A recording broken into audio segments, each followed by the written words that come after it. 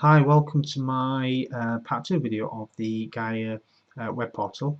In this video we'll be looking at this section, advanced routing. I've decided to cover this section only because there's quite a lot to have a look at and cover. In part 3 video we will configure the rest of it or look at the rest of it. So there's a system management section as well as the 4 sections here. So these 3 as well as the one hiding down here, the software updates section as well. So let's get straight into the video and look at the first section, which is the DHCP relay. So the DHCP relay is used to get IP addresses for the computers on a particular network by a DHCP server on a different network. So with this feature, the gateway sends DHCP requests to a server on a different network, and we can configure that by clicking the Add button here. So the first thing we would do is select the interface on which you want to enable DHCP. So if we click that, I've just got the single interface, and it shows you the IP address of this interface, which is the same IP address I'm using to connect to the GAiA web portal, as you can see up here.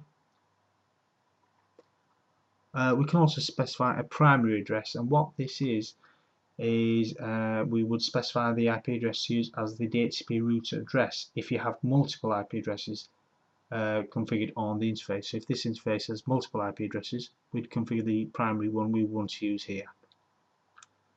The wait time, this is the minimum time to wait for a local DHCP server to answer the request before forwarding the request through the interface. So this provides for a local DHCP server to reply before attempting to relay to a remote server. So if you've got a local server on the network, it will try attempt to connect to that first, and it won't bother doing anything. And if this times out to whatever is configured in here, then it will relay to the remote server. The maximum hops.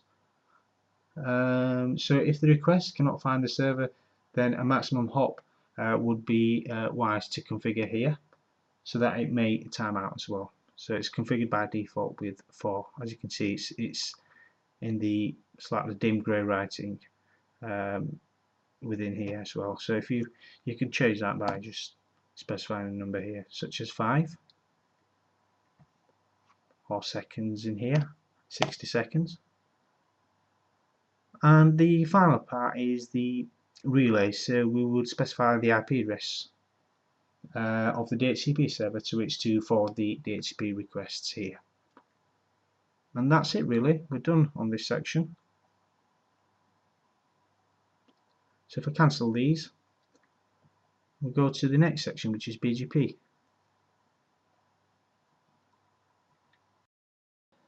BGP stands for Border Gateway Protocol. It's an exterior gateway protocol, and it is actually the exterior gateway protocol used on the internet between ISPs or autonomous systems, or even from customers to ISPs, so services can be reached within the customer's network from the outside world. There's actually 2 types of sessions between BGP routers. There's eBGP, which is exterior BGP, and there's iBGP, which is interior BGP. eBGP is used between autonomous systems, where iBGP is used within autonomous systems. Actually, BGP is not recommended for internal organisations to use internally, because it's actually a very slow protocol compared to other router protocols such as OSPF and RIP. And it's technically a distance vector router protocol, but most people call it a path vector protocol. And without tuning BGP, it behaves like RIP because it uses hop counts of autonomous systems, where RIP uses hop counts of routers. And that's really it for as an overview of BGP. What else I can tell you is it's actually a very powerful protocol, and there's lots of various attributes you could configure to determine which path a router should prefer to find their way around the internet. So it's a wise idea to have a good knowledge, good background on BGP before configuring it. within the checkpoint management portal or even the checkpoint CLI. So we can get started by having a look at the management portal in front of you to configure BGP. So let's start to have a look at the BGP parameters, and the first setting we'll look at is the router ID. The router ID is basically used to uniquely identify the router in the autonomous system, so you'd specify that here. The next one is the cluster ID for route reflectors. Route reflector is like a rule which basically overrules the split horizon rule. The split horizon rule in IBGP is basically any route learned via IBGP will never be re-advertised to another BGP peer. So in certain situations we need to overrule this, and we would do this by configuring a router to be a route reflector to ensure routes are fully propagated throughout the network. The next part is the local autonomous system number. I've given it a 5, and you can configure that from this section here. So there's 3 options, and the first one is the unconfigured, so it's basically unconfigured.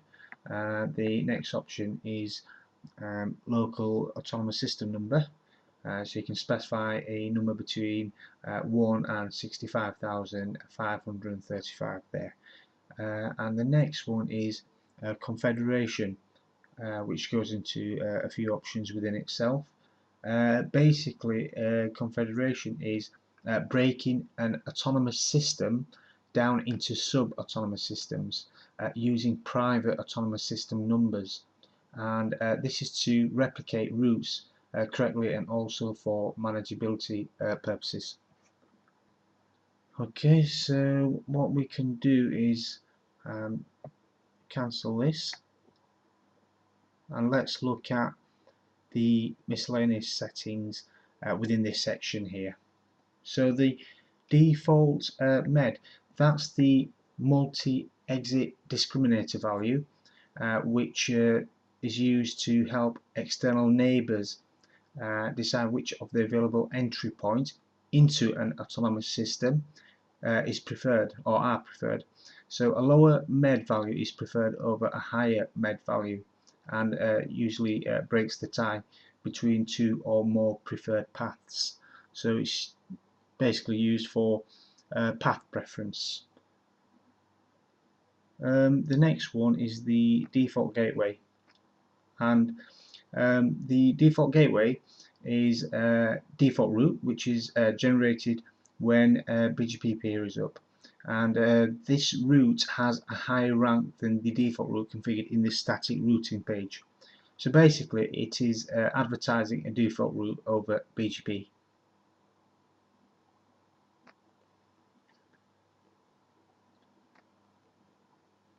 So next one is the enable IGP synchronization, and with synchronization all routes learned via BGP must be confirmed by an interior gateway protocol to tell them that they exist before they will be accepted by BGP. So you would select this option to make internal and configured BGP peers check for a matching route from IGP protocols like OSPF before installing a given route. The next one is the enable communities, and this will basically enable community options within the inbound route filter section. So select that, it would enable community options within this section here, which we will be covering very soon. Enable weighted route dampening. This is route dampening which lessens the propagation of flapping routes. So a flapping route is a route that repeatedly becomes available then unavailable. And the next following parameters for BGP is the peer groups, and we get the add peer group. So we can give it a peer autonomous system number here, And the peer autonomous system is the autonomous system number of the external peer group. So we can add an integer from 1 to 65,535 there. And the peer group type is external. If we look at the local autonomous system number, it's 5. We make this a 5, and it means both of them are in the within the same autonomous system, so it makes it internal. But if we give it another number, it's external again. The description is a description of the peer group, so you can give it a description there. The local address, this is the address used on the local end of the TCP connection with the peer. The out delay, that's the length of time in seconds that a route must be present in the routing database before it is redistributed to the BGP. And the next part is the peers. So we can add a peer, and there's quite a lot of options and settings in here, so I'm just going to basically show you them but not really go through them. It gives you a warning, adding a peer will lock the peer autonomous system number. Let's click OK here. So you can specify a peer ID here, and if we click on the show advanced settings, here's where you get lots of optional settings you can configure regarding routes and preferences and etc. Local address, AS path, aggregator settings, MD5 authentication, and all the other types of settings for BGP. So I'll just basically kind of scroll down so you can see them all.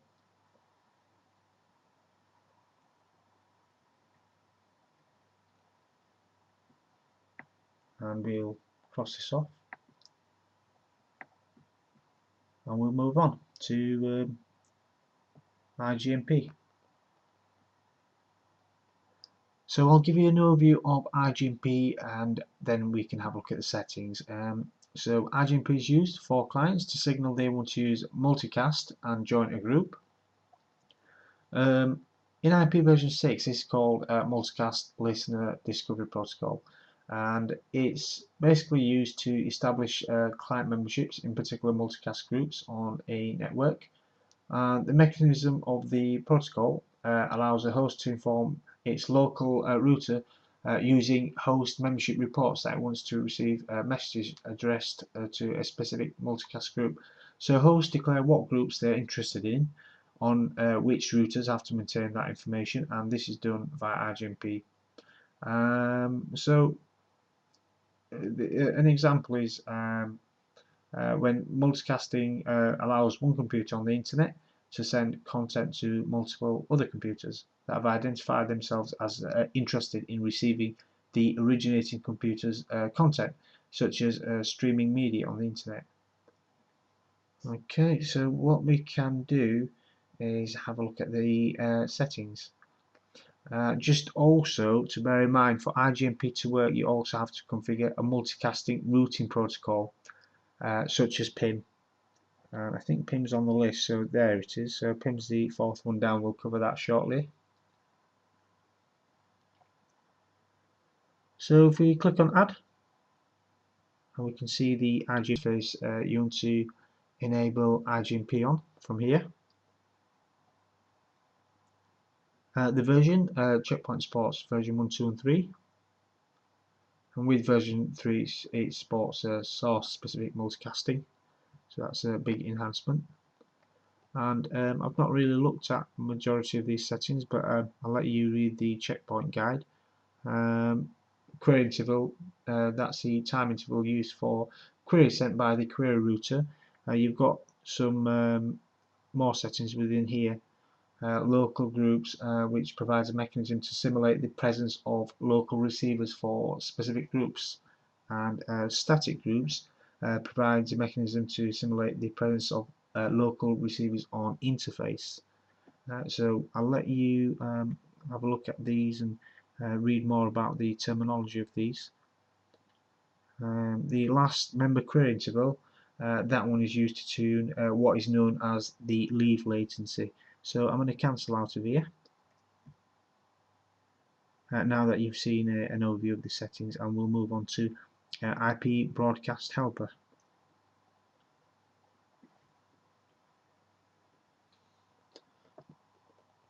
So the IP broadcast helper allows the relaying of broadcast UDP packets on a LAN as unicast to one or more remote servers. So an example of when you would want to use this is when you relocate servers from their original segment and still want this service to be available. The settings are forward non-local packets. Use this option to control whether to forward packets that are not locally originated by a source directly on the receiving interface. If we click on add, there's three options here. The interface, so select the interface on which IP helper service will run on. UDP port, specify the UDP service to be forwarded by the interface. And finally the relay, which is to specify the relay IP address here. And that's all there is to this section.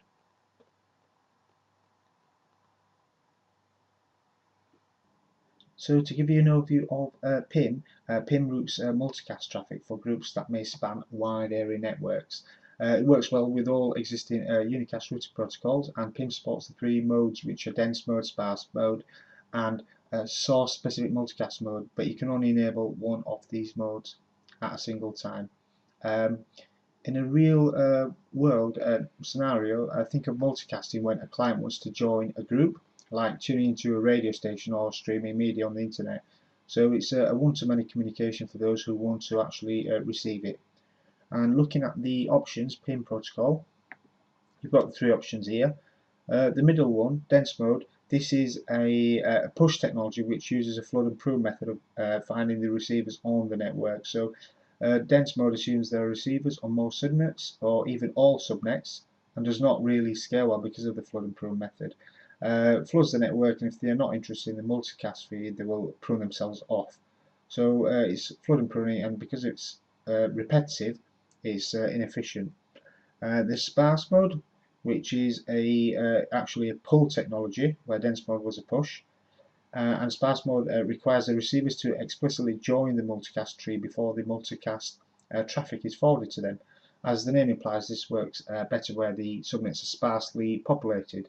But that said, it's still the preferred method even when there is a dense distribution of receivers. And the last one is the source specific multicast. And this is actually a version of the sparse mode. So it's used in conjunction with IGMP version 3 to request or block multicast traffic from specific sources. So in this mode, the only packet that are delivered to a particular receiver are those originating from a specific source address requested by the receiver. And this basically reduces overhead on the network and also improves security as well. Okay, let's look at the PIM interfaces. And the first one is the actual interface that PIM will run on. So you can specify the interface here. I've just got the single one. Then there's the local address. So optionally for each interface that is running PIM, you can enter a local address here. And what this is this is useful on interfaces with multiple IP addresses. So the local address must match one of the addresses configured on the interface. If you're using a virtual address in a situation where you're using VRRP, you could tick this box here. So this is a VRRP address. You tick this box. And the last one is the DR priority. So this is the designated router priority, which is to specify a priority if more than one interface is used. Okay. Let's look at the other options. So you've got various advanced options, which I'm not really going to cover all these, but basically you've got general timers, and you can see in the light grey writing the default and the ranges you can configure, and you've got all these parameters here you can configure, or you can leave them on default. And you've got the assert rank, and this is used to compare the cost of routing protocols. in order to determine which route or which router will forward multicast data packets. So you can configure them or just leave them as default. And you've got your sparse mode timers as well, which is the next one. So these are just some timer values for sparse mode. You can configure there. The next one is the shortest path first threshold, and you can configure that here. So if you click on add, you've got some settings here which you can fill out to configure the shortest path first. I think that's it for this section. So we cancel out of here and look at the last setting, which is the bootstrap and rendezvous point settings. So you can configure all that here. Basically, bootstrap and rendezvous point settings is a method. It's an open standard for automatically assigning rendezvous points, which is required in SPIM sparse mode. So to configure this router as a bootstrap router, you would provide rendezvous points here, which is used for clients to pull multicast traffic from. And a rendezvous point is basically it's a router that connects to the receiver to a multicast shared tree. Okay, so let's move on to the next section, which is RIP.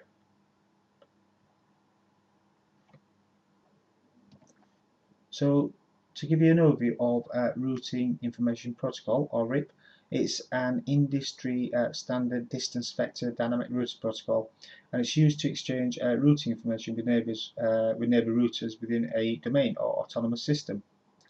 It's not as scalable or as flexible as OSPF, which is another routing protocol, in determining the best route, but it's still a very good option for small to medium-sized networks due to its simplicity. It determines the best route using hop counts, where OSPF uses cost. So let's have a look at the settings. You've got the update interval and expire interval here, and you can configure these timers to allow you to vary the frequency with which updates are sent and when routes expire. The next one is auto summarization.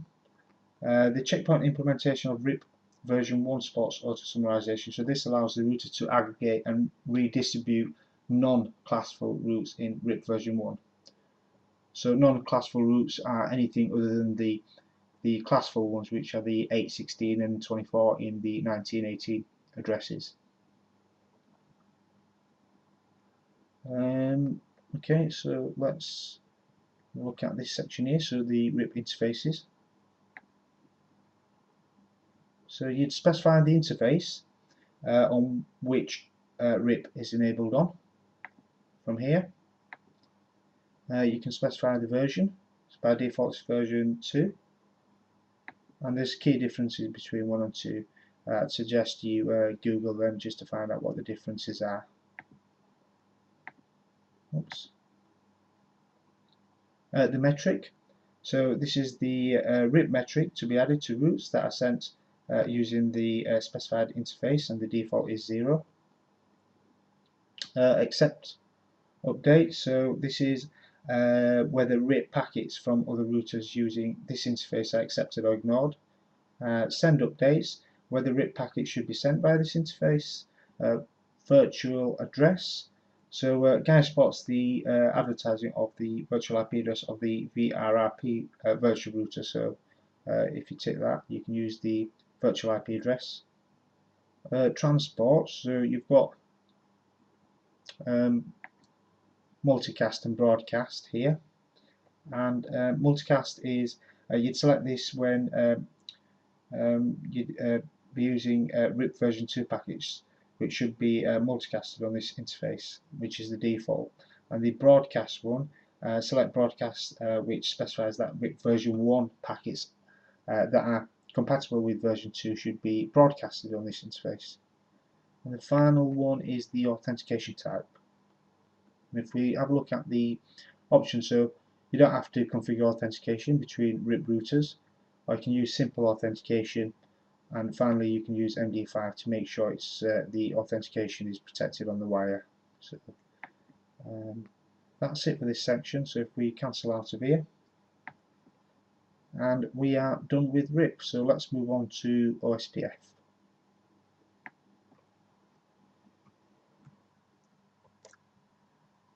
So to give you an overview of OSPF, OSPF is a link state dynamic routing protocol, and it's used to exchange routing information between routers.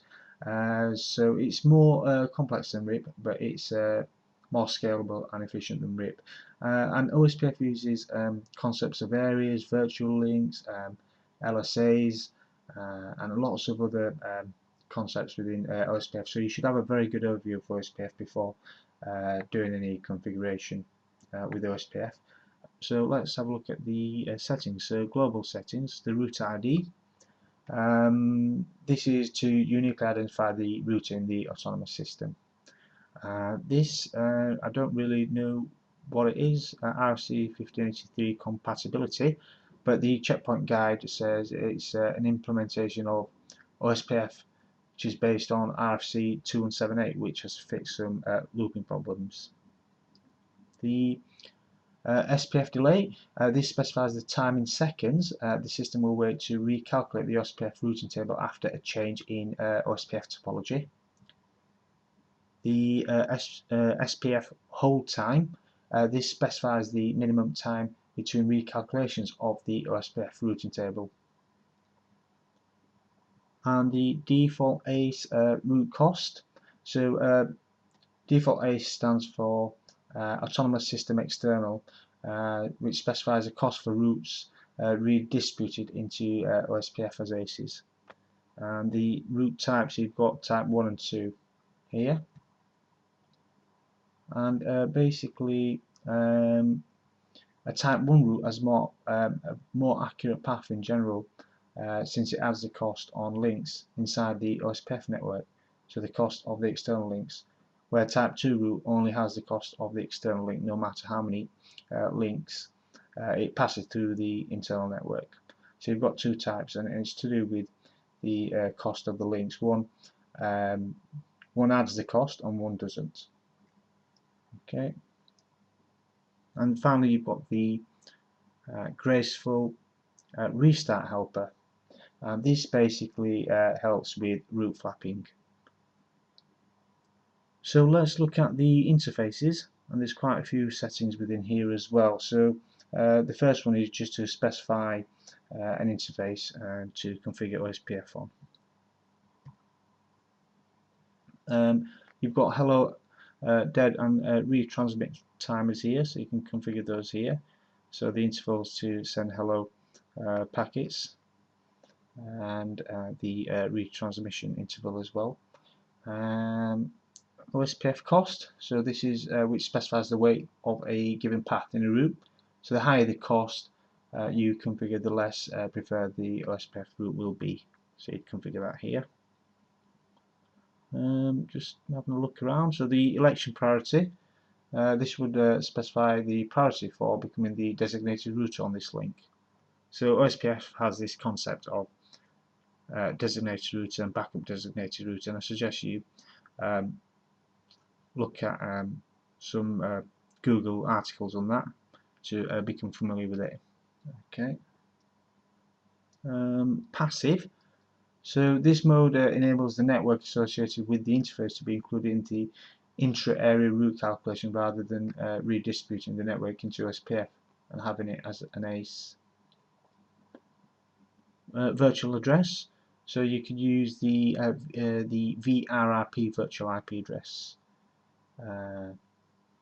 as the IP address for the to run OSPF on. And you've got your authentication types. So you've got your none, simple, and MD5 authentication types here. Just like RIP, they're the same as RIP, the terminology for them. Actually, the one I've missed is the area. So we've got one area here, and it's the backbone area. We can configure other areas as well, which I'll show you shortly. But area is a huge subject within itself. The best way I can explain areas is if you've got lots of routers, and you can group them into areas, so you'd specify group routers in particular areas, and that's to make the OSPF domain more efficient. So you can summarize that each area border router, so it's not flooding the network with too many LSA packets, OSPF packets, and it just makes everything more efficient and runs a lot more smoothly. Okay, so let's cross this section off, and let's have a look at this option, virtual links. I don't think there's a lot in this option. There is. You can read the guide to have a look at what all these you need to adjust all these for, the meanings of them, but basically virtual links is used in a situation where with areas everything has to connect to the backbone area, so any other area 1, 2, 3, 4, 5, they all have to connect directly to the backbone area, and the backbone area is area 0. But there's scenarios where an organization cannot connect to the backbone area, so you can use virtual links to connect that area to another area which connects to the backbone area. That's the best kind of explanation I can give, but again, read some terminology on virtual links before doing anything here.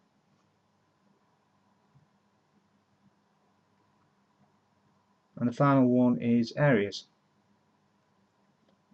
So you can configure areas from here, and there's different types of areas actually as well. So there's 3 types, and you'd give it an area number, so area 6 for example, and you've got the area types of normal, which is just a normal area type. You've also got stub and NSSA. So stub areas is a type of area that has no knowledge of other networks and will typically send all of its non-local traffic out by a single path, with the network aware of only a default route to non-local destinations. So when I say route, I mean route if you're from the States, by the way. The other option is the NSA, so that stands for not so stubby area, and as you can see the options change as well when you select any of these. Let's have a look at the normal one. Okay, so the not so stubby area, this is basically a stub area like this one, although with this one the difference is it allows the injection of external routes via type 7 LSAs from an external source. So when I say external source, I mean a non-OSPF domain. So imagine a RIP domain injecting their routes into the OSPF domain or BGP domain or something like that, so something external. Okay, so you'd want to read on these. I'm not going to go through each individual one, and you can configure the address range and the stub networks from here for the NSSA as well, or any of the others. Okay, so we'll cancel out of here. I think I've covered the OSPF management portion. We're not going to cover IP version 6 OSPF. I've not really looked into it, and it's probably exactly the same as this, apart from it uses IP version 6 addresses. So the next one is route aggregation, so we'll go into this.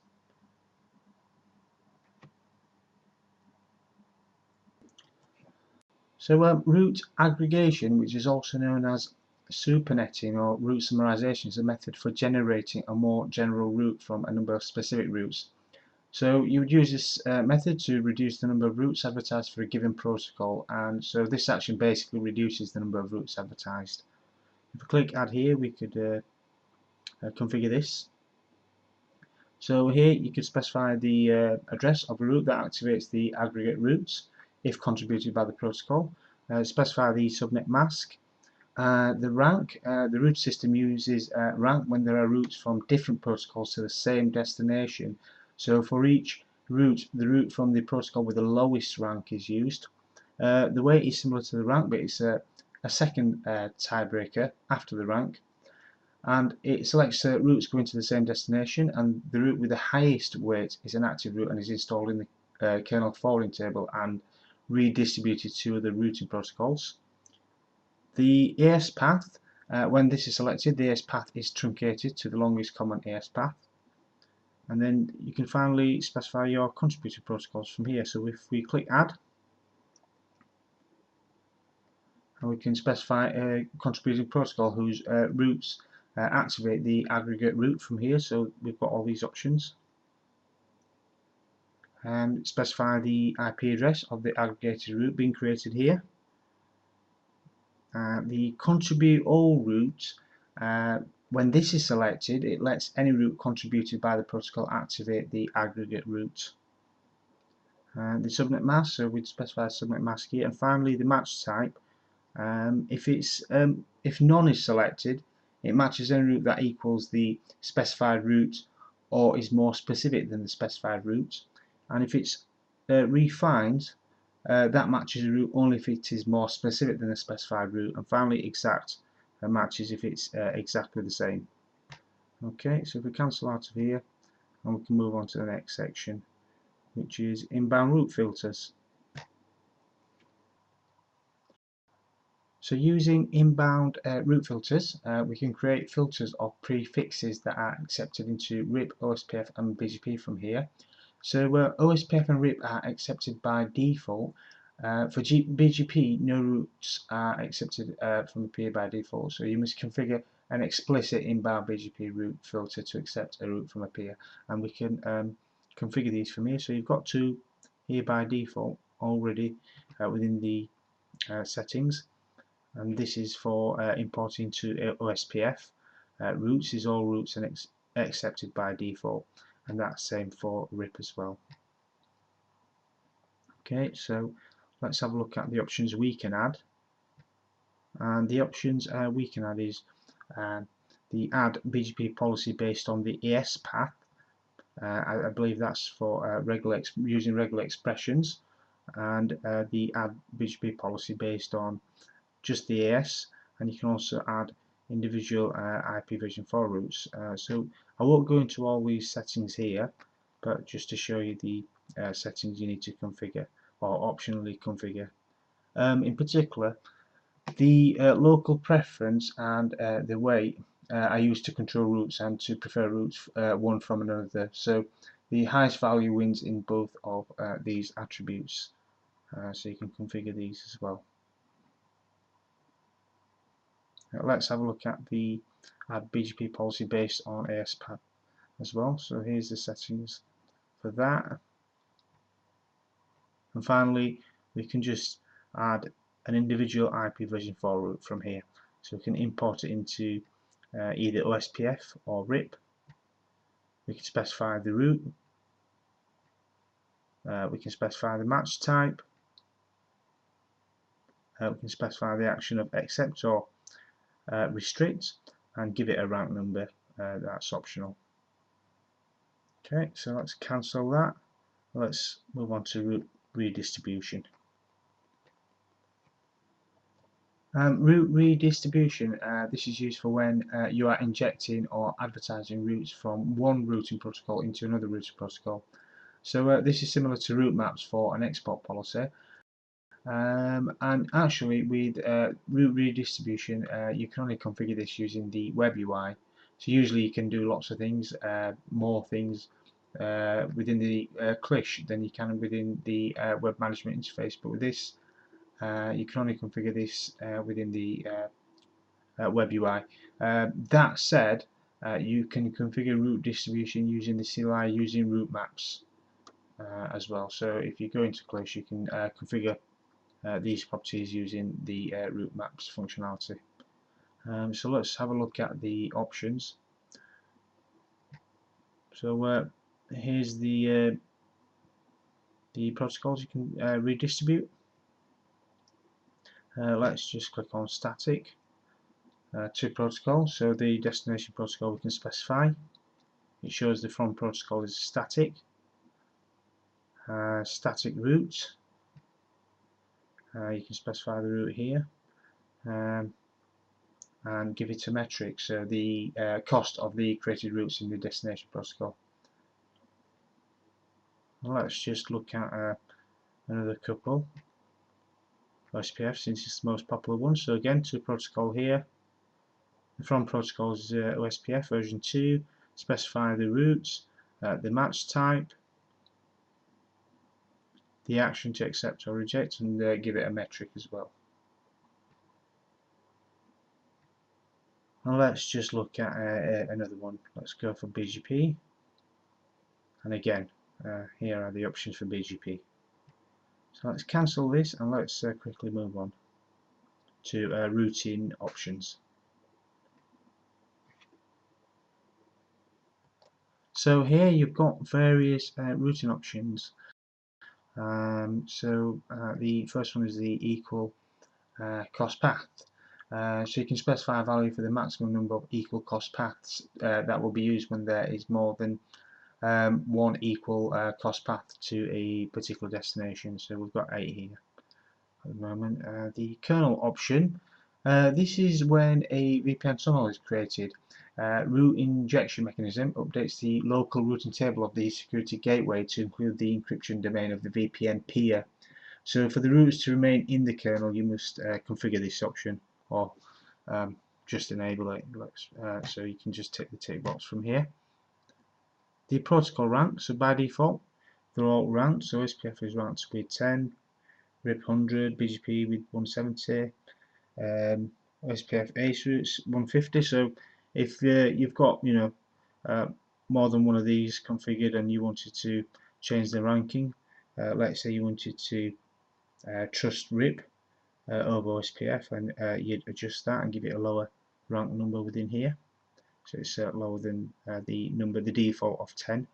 So you can adjust that as required from here. Now let's go down.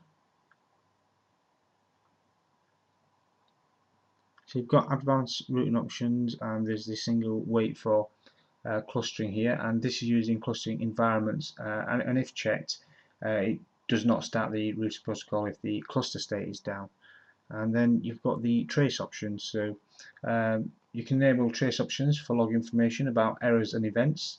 Logging is configured for each protocol or globally, so logging is not generally turned on due to normal operations, as it can decrease the performance. So just turn it on when you really need it, and the log messages are saved in var log routed.log file. So you can adjust these from here, and you can filter visible tables below, so you can filter it. Let's go for BGP here, and then you could enable these settings within here, so depending on what you need to log on. So we just click that, double click it, activates it. If you double click it again, it should deactivate it, or you can just press these buttons here as well. Okay, let's go back to show all, and let's just scroll down to the bottom so you can see all the different protocols. Okay, so let's move on. Let's go back to the top and let's have a look at router discovery. With router discovery, you can automatically discover a default router using this method if enabled on the checkpoint gateway. You can also read the description above here to find a little bit more about what router discovery is, and that's for any of the other features here. There's always a description near the top, so you can read that. So if we click on add, we can specify the interface on which to enable router discovery, enable it from here. We can specify some advertisement intervals from here. If we specify an interface, it should populate the bottom area here for us. If we click it, we can edit it as well. So that's the advertised address. So whether the address should be advertised in the route advertisement packets, this applies to each address on the interface and not to the interface itself. Eligibility, so you can make an IP address eligible or ineligible as a default route address, and a route address that is not to be used as a default route has a preference of 0, which is this part here. Okay, let's cancel that and let's move on.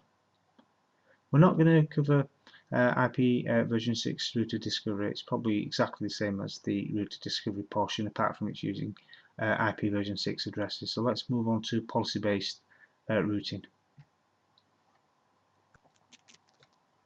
With policy-based routing, you can control traffic forwarding. So when you use policy-based routing, you create routing tables of static routes, that's the action tables, and direct traffic to the appropriate tables using policy rules. So we've got the action tables here, and we've got the policy rules here. So the action tables define the static routes, that is where the traffic is sent. So you can define the destination of the route and the next hop gateway to that destination. So let's quickly just fill out an example. You can also use the default route, or you can specify the destination here. So I'm just specifying any old destination. I'm specifying a host, so we'll give it a 32-bit subnet mask. You can also specify the type. We've got 3 options here, and the description for them is just below here, so I won't bother reading these out. Add gateway, you can add it via IP address, next hop IP address, or network interface. I'll go for network interface since it's going to be a little bit quicker. You can also specify priority if you've got a few of these. Click OK, click Save, so we've got an example here. And with policy rules, you will specify what traffic is matched, and you can route traffic by matching on one of the following. So here, you can match on the interface, the source, network address, or the destination. And you can prioritize it if you've got one or more of these policy rules. Let's just give it a number, and you can also give it an action of table, so it will action on the route within the table just created earlier here. So if we specify the table and specify the table test, we can give it a source address or source network. So I'm basically saying the source is 192.168.0.0 with a 24-bit mask. Execute the action table called test. We can save that, and job done. So I don't think there's anything below here. Okay, so I think we've kind of quickly covered all these sections. The last one actually is the routing monitor. So you can monitor your routes from this section. All routes are shown here, so you can filter on protocols here. So if I click on static, it will just show me the static route here. And the one other thing I haven't showed you is we have the monitoring tab here, but you also usually have the configuration tab as well. So with all the other sections I've been covering, we've been in the configuration tab. So if we go to, let's say, policy-based routing, we've got the monitoring tab and the configuration tab, and we've got the configuration tab selected. So you can go to monitoring to monitor your configuration, and you can see the output here.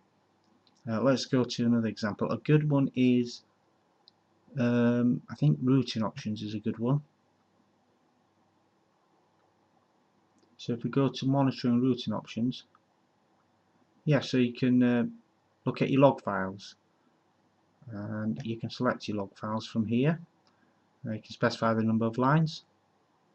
So you can do this from most of these features. You've got the 2 tabs, the monitoring tab and the configuration tab.